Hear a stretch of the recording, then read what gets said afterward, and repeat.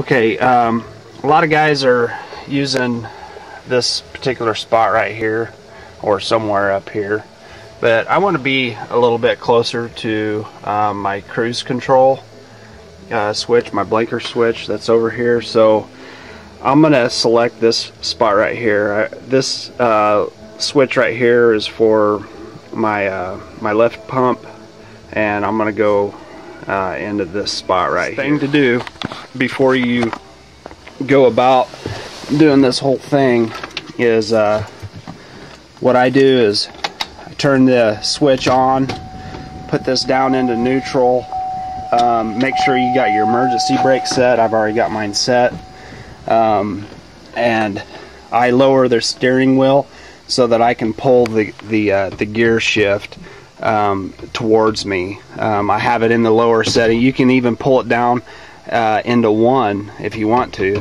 so that it's all out of the way, and it's going to need to be out of the way. Okay, so just start by pulling this thing off. It's not that hard. Just pull it off, and that's all. Okay, so we've got the trim off there. Now I'm going to go about taking this deal out here. There's a clip up on top, and then there's a clip on bottom.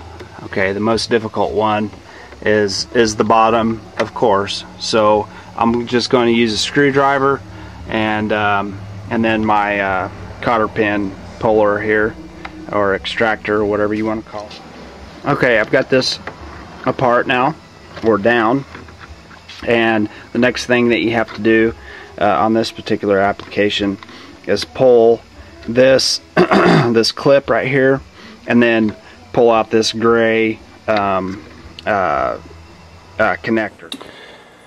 Okay, next in the order of business here is we've got 4 clips that we have to get loose to pull this piece right here away from the back side.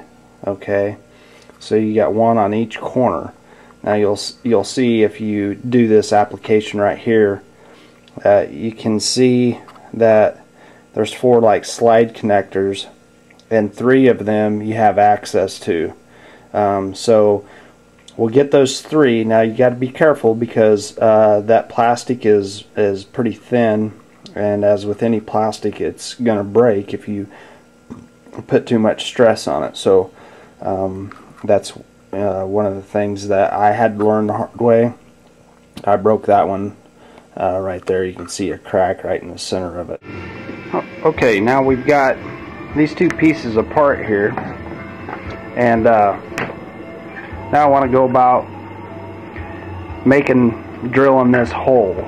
Okay, it's suggested that you use a unibit, okay, but I am not going to spend 40 bucks on a unibit that I'm going to use once or twice. It's a 15/16 hole that we need to drill for this particular switch right here. Okay, and those unibits are very expensive. 45 bucks, I think, is what I found at like the Home Depot or something like that. But I'm going to try something different. Okay, you can kind of see what I did here, and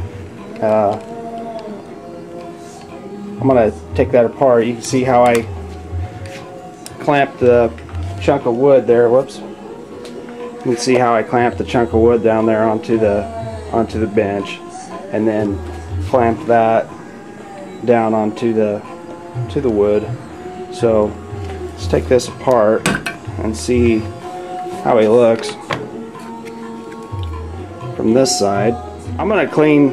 You can kind of see that there's a little bit of groove, some plastic that's lipped up right there, just so that it's a little better fit.